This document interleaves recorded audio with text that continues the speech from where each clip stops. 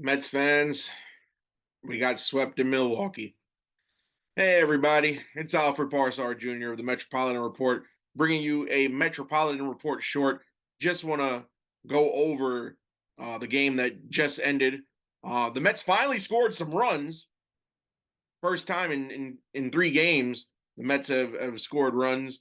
The Brewers just beat the Mets 7-6.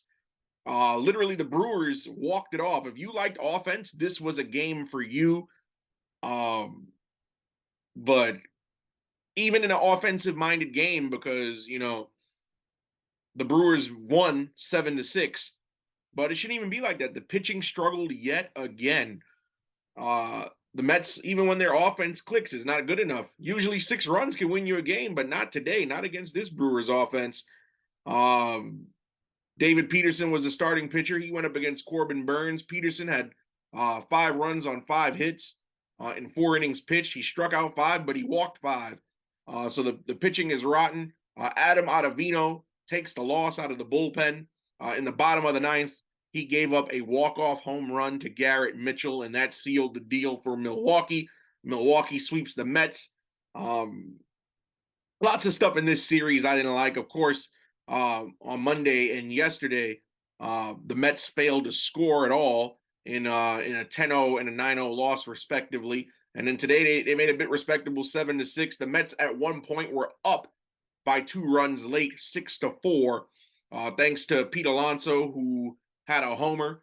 Pete went 2 for 4 with 4 RBI. Francisco Lindor, tremendous game offensively today. He went 3 for 4 with 2 RBI. But the Mets, they come home for tomorrow's home opener against the Miami Marlins. That game may not even happen because the New York forecast is predicting thunderstorms.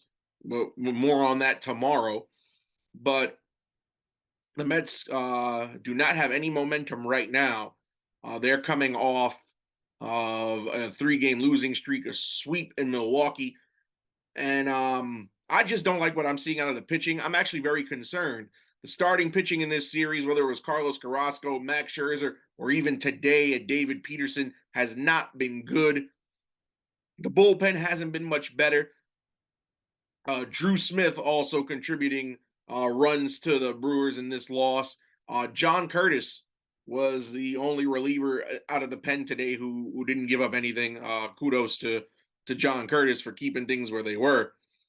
But I'm very concerned. The starting pitching it leaves a lot to be desired from this series. We saw Peterson, we saw Scherzer and Carrasco. Tomorrow, if the game does occur against the Miami Marlins, Tyler McGill is set to take the hill. Saturday, Kodai Senga is going to take the hill. The Marlins have seen Senga already. Will they use him as BP at home in Flushing? I don't know. And Tyler McGill, can he break the trend of bad pitching out of the starting rotation? I'm not sure. I don't have anything bad to say about this offense. 6 runs on 7 hits. However, it was actually, you know what? I do have a bit of a criticism. It was a 2-man show today. 6 runs on 7 hits. And out of the 7 hits, Pete Alonso, who was a friend of the show, and Francisco Lindor accounted for 5 of the 7 hits.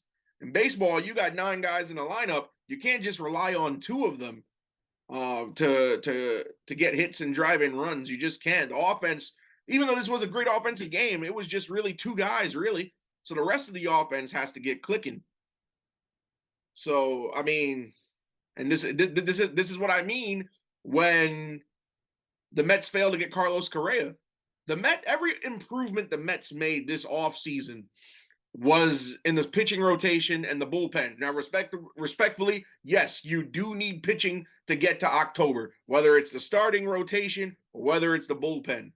But you can't go into the new season with the exact same lineup you ended last season with. Granted, Tommy Pham and Tim LeCastro were not here last season, but everybody else was, from Jeff McNeil to Starling Marte to Pete Alonso to Francisco Lindor to Daniel Vogelback. And the list goes on, and Tomas Nido and everybody else. Yeah, Narvaez and LeCastro and Pham weren't here, but this is where it's a series like this where the fumbled negotiations of Carlos Correa comes back to hurt you. I'm pretty sure if Carlos Correa was on this team, we would have at least got one game out of this series. Nonetheless, Herculean effort on offense by two guys in the lineup, at the top of the lineup, mind you. Eduardo Escobar still laid an egg.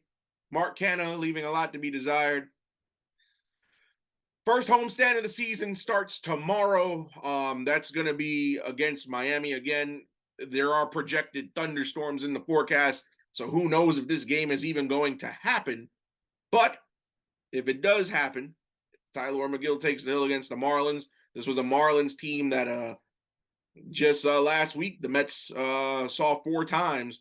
So will their fortunes turn around because they played this team, or will they not turn around because they played this team and the other team knows them already?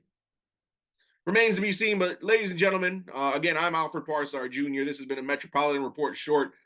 Be sure to follow the Metropolitan Report at _Metropolitan_report on Instagram and Twitter. Don't forget, we're also a proud member of the Grid Network. So definitely check out the Grid for all your sports podcast content. The Grid, GRYD_network on social media. And stay tuned throughout this week, and I'll be bringing you more updates. And I'll see everybody. Let's go Mets.